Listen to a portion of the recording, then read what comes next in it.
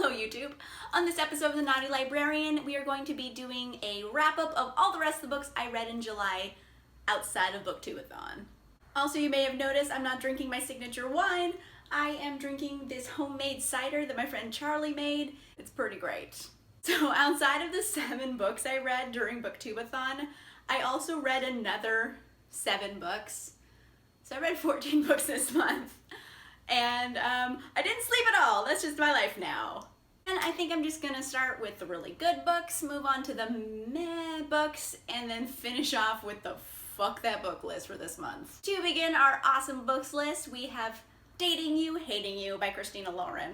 The basic idea is that there's Carter and Evie. They kind of have a meet cute, and then it turns out they're both competing for the same job at the Hollywood agency they work for. And I loved both Carter and Evie. I think they're great main characters. Evie is such a kick-ass heroine. She's so strong and she's sassy and she's competent and she never needs someone to come and rescue her. Like, I really like her. There were so many times in the book I just wanted to jump in and just high-five the girl because she's amazing. And Carter, oh my goodness, Carter. You guys, Carter. He is a male character who, gasp, both likes and respects women? What?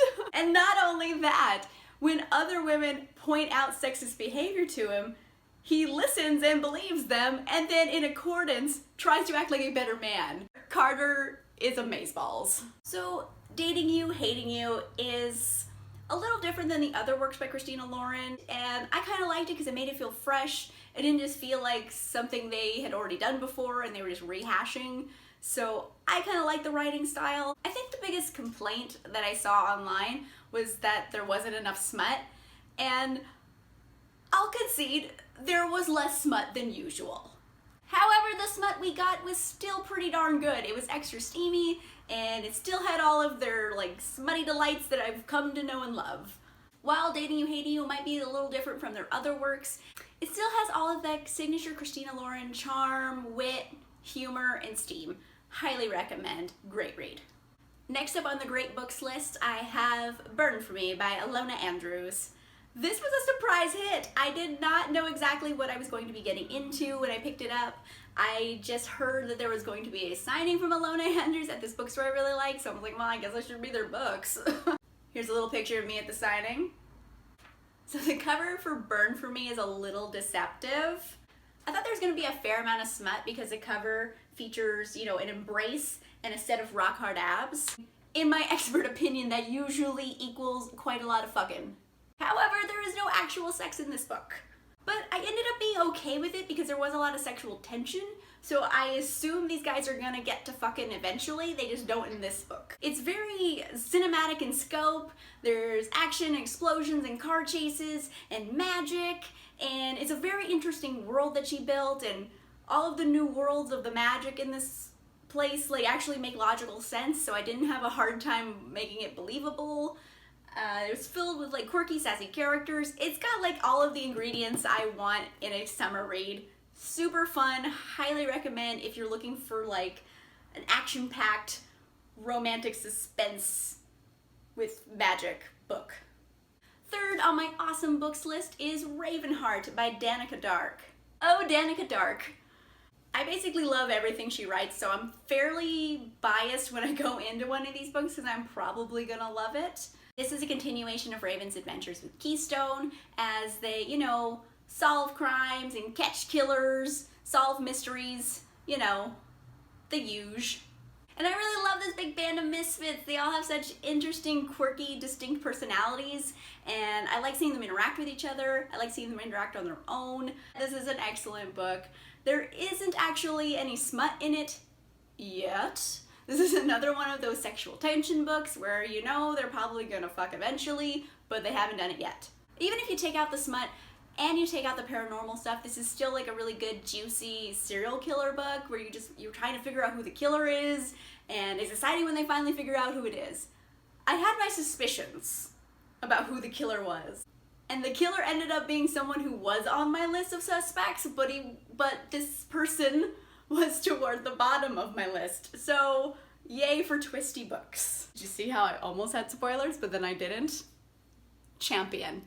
Last thing about Ravenheart, there's this character named Christian who's an Irish vampire, and like, I live for him. He is exactly the kind of guy I love, because he's very much an anti-hero. He's the scoundrel with a heart of gold. I freaking love him. Everything he says is magic. I wish they would alternate chapters, so I have a chapter from Raven's perspective, and then have a chapter from Christian's perspective, because that would be amazeballs. I just want to get in his little vampire brain and pick at it. Last up on the good books list is The Monstrumologist by Rick Yancey. When I picked this up, I assumed it was gonna be a fun monster hunting middle grade romp, a la like Percy Jackson. And I mean, there was monster hunting and there was romps. However, this is one of the most horrifically violent things I have ever read, and I'm a grown-ass adult. Like, I have no idea how this would be, like, considered a middle grade book. The only reason I could figure out was that the protagonist is a 12-year-old boy. But besides that, like, the carnage level is just, is like off the charts. Like, seriously, I have read a lot of books, and this is probably the most violent thing I've ever read. But besides all the carnage, this actually has a lot of layers. It also kind of delves into the father-son relationship. It delves into human darkness. It delves into a lot of different things. So overall, I would still highly recommend this book. I enjoyed it quite a bit. However, I would not recommend it for children because, oh my gosh, the violence. Moving on to the meh list, which is just kind of like the middle of the line books. They weren't great and they weren't bad. They were just kind of average. First up on the meh list is Everything Everything by Nicola Yoon. I hate to put it on this list because it's such a hyped book, and also I happened to meet Nicola Yoon and I got it signed, so I really wanted to love this. And I did to an extent. I thought it was very interesting and imaginative. The majority of the story is told through a normal novel format, but it's also told through emails and instant messages and text messages and art. And I felt like that made it very imaginative, and it kind of drew me into the story. It gave me an insight into Maddie's inner world, which is basically all Maddie has because she has never left her house in 17 years.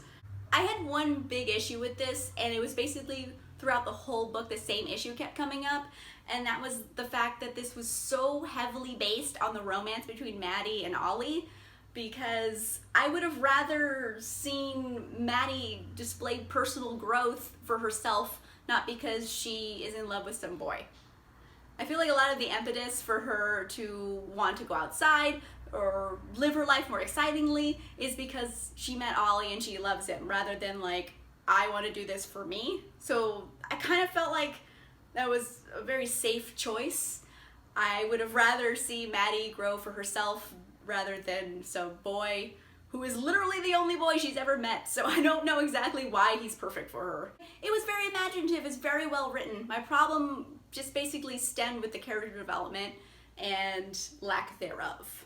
Next up on the meh list, we have Straddling the Line by J.C. Burton. I felt like she just phoned this one in. It wasn't the best book I've ever read, and it wasn't the worst book I've ever read, but it's pretty much just fluff. Like, I'll be honest, like, I didn't pick this up to read it because I think it's great literature. I picked it up because, I mean, look at that. Like, it's gonna be filled with smutty delight. And it is. It's filled with smutty delight. Like, this is like 60% fucking. And I'm not saying that like it's a bad thing. Like, I enjoyed all the smuttiness in this. It was grade A. My problem was everything else felt so phoned in. Like, the dialogue was so simplistic. Like, I remember putting down the book at one point and saying, is she taking these conversations like directly out of an ESL textbook? Like, that's how basic they were. I wanted a little flavor in the characters, I wanted to see their personalities, and I just got very basic dialogue, and it wasn't that interesting. However, like I said, I was reading this for smut, and it totally came through on that front. Smut was excellent. The main characters were Trevor and Haven. I liked both of them. They were kind of bland, but I still found them likable. I wanted them to end up together, so it's like at the very baseline of like acceptably good. Like, if it got any worse, like, it'd be in the fuck that book section, but it just squeaked by. So thankfully this month, I only have one book on my fuck that book list. Let's get into it. For July, my fuck that book pick is Maverick by Laura Lee. It's so fucking bad. I might actually just do a whole video about how bad this is, but essentially I just want to say that all the characters were pieces of shit and I hated them all, and just, I don't know how so many bad writing choices can just be made all in one book. Like, it befuddles me, frankly. Okay guys, that is my wrap up for July. Please tell me what you think. Have you read any of these books? Let me know down below which ones were your favorites, which ones did you hate. It's probably Maverick, because that's awful. Let me know if there's any great books I should be reading in August. I want to know. Let me know down below. That's all for this time, and I'll see you guys soon. Bye!